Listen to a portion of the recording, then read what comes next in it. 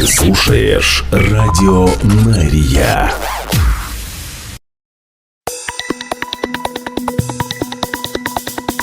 Израильская служба новостей в прямом эфире на Радио Мария. Здравствуйте. Сегодня 5 марта, среда. Мы начинаем.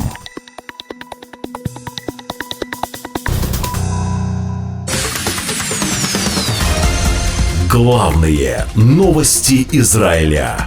Слушай на Радио Мария. И начинаем с главной темы выпуска. Хуситы заявили, что пострадают тысячи израильских граждан, поскольку они готовы атаковать израильские территории, если боевые действия в секторе Газа будут возобновлены. Лидер группировки Абдул-Малик Аль-Хутти выступил с угрозами, заявив, что любые израильские удары по Газе приведут к ответным атакам по Тель-Авиву, а также другим городам Израиля.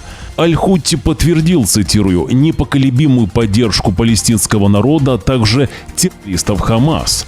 Он подчеркнул, что хуситы внимательно следят за действиями Израиля, который, по его словам, пытается избежать выполнения условий второго этапа мирного соглашения. Конец цитаты.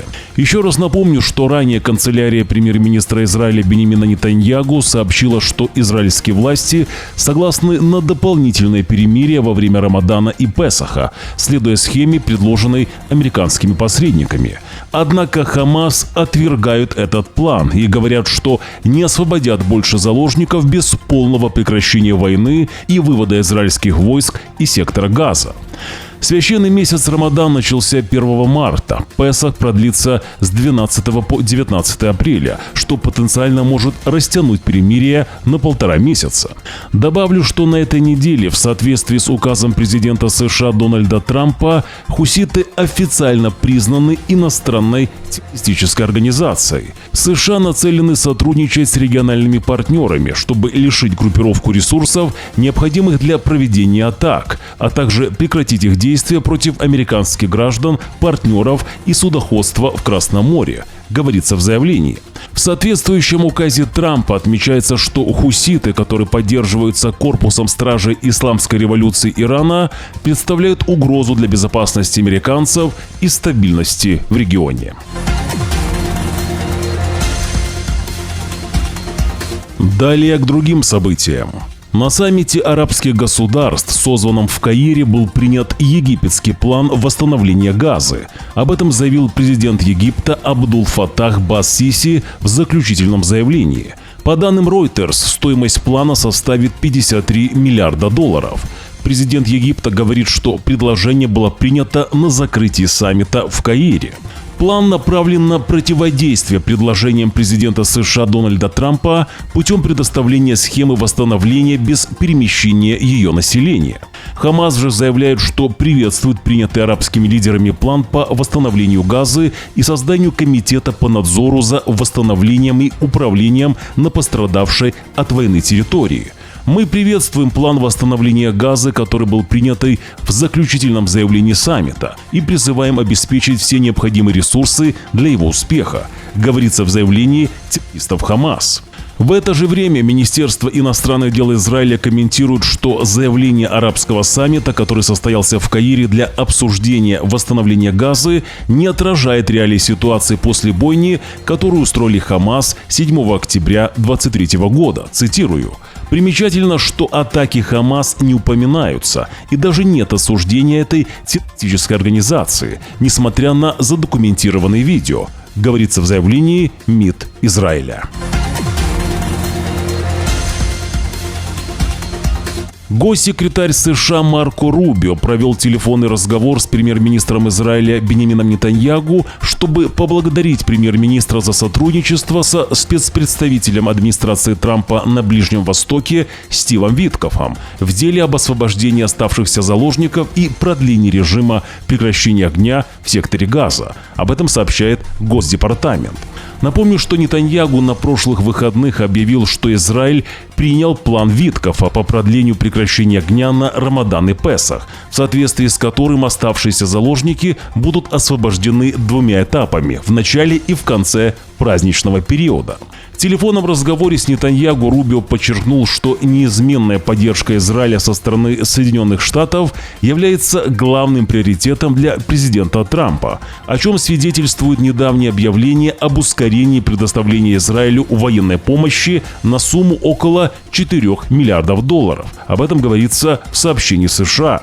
Хамас же выступили против предложения США и Израиля, прокомментировав, что освобождение заложников произойдет только в соответствии с поэтапным соглашением, подписанным обеими сторонами еще в январе.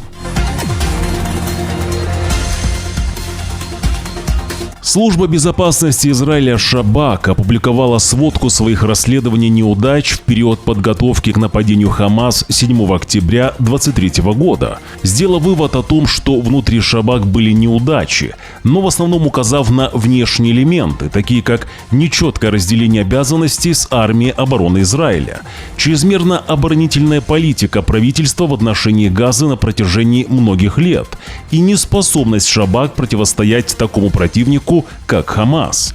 Расследование показало, что служба безопасности Шабак не предупредила о крупномасштабном наступлении Хамас 7 октября 2023 года. Предупреждающие сигналы, полученные Шабак накануне в ночь на 6 октября, не привели к принятию серьезных мер. Расследование указывает на несколько причин, связанных как с профессионализмом, так и с управлением, которые способствовали неудачам.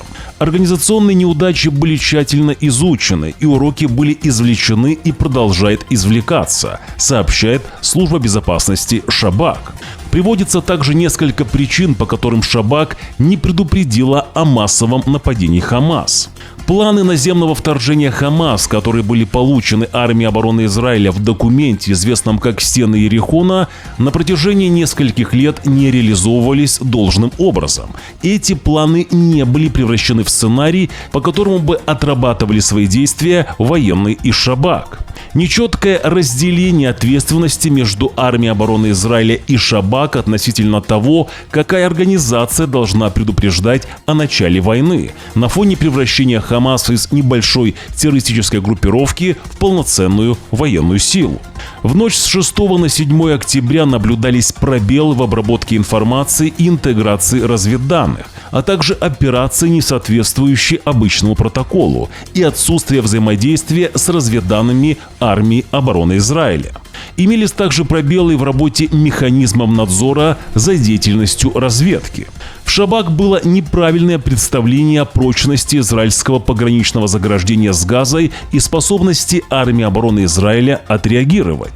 Общая служба безопасности Шабак заявила, что признает свой провал и неспособность предотвратить атаку 7 октября, но также возлагает ответственность на политическое руководство, которое предпочло политику тишины в отношении Хамаса и проигнорировало рекомендации о проведении ликвидации лидеров террора.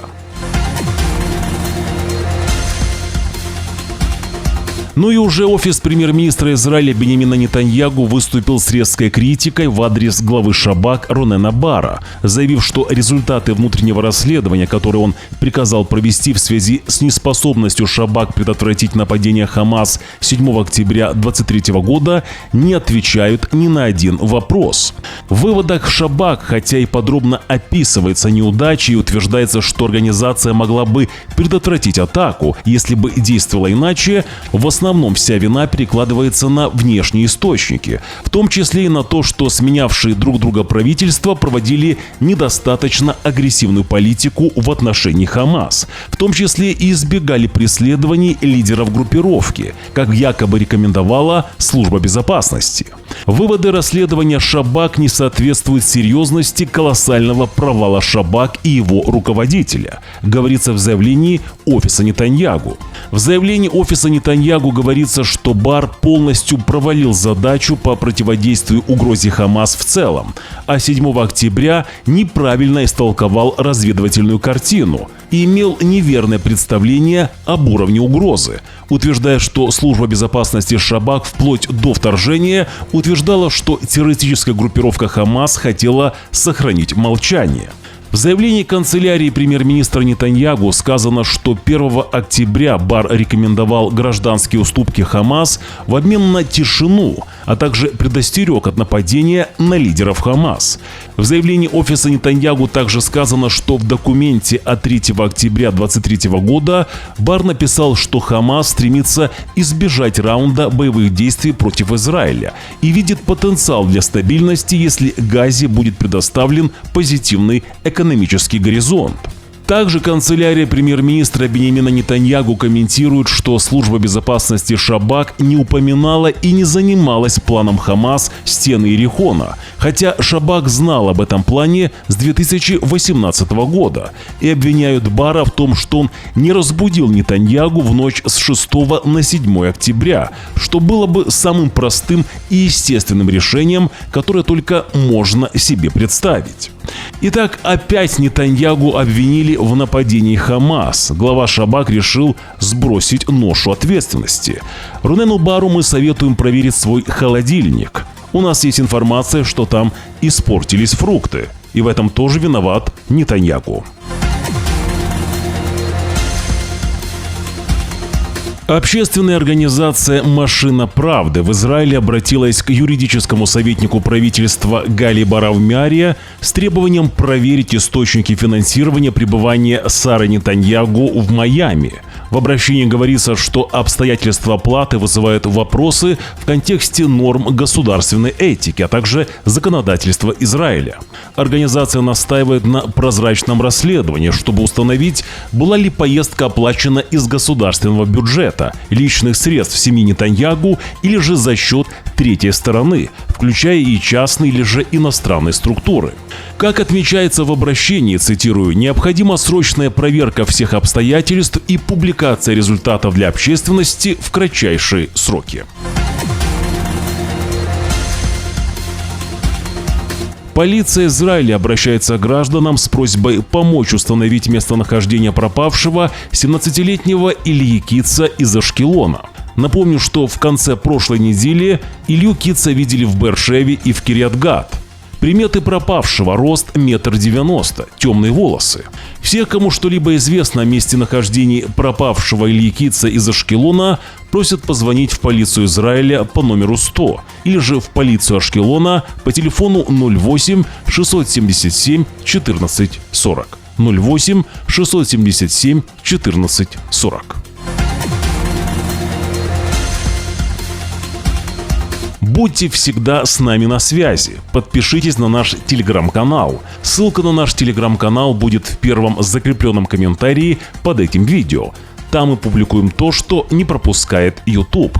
Если же вы смотрите нас по телевизору, отсканируйте QR-код на ваших экранах. Так вы сразу найдете наш телеграм-канал. Всем, кто желает поддержать Радио Нария, напоминаю, что сделать вы можете это прямо сейчас. Для этого подпишитесь на наш YouTube-канал. 80% наших зрителей смотрят YouTube-канал Радио Нария без подписки. Также нажмите под видео на палец вверх, если видео вам понравилось, или же на палец вниз, если видео не понравилось. Оставьте свой комментарий. Благодарность и нашим спонсорам. Их имена сейчас на ваших экранах. Израильская служба новостей желает вам хорошего дня. Уже завтра, в четверг, 6 марта, в 6 часов утра по Иерусалиму, мы снова в прямом эфире. Вы должны знать правду. До встречи.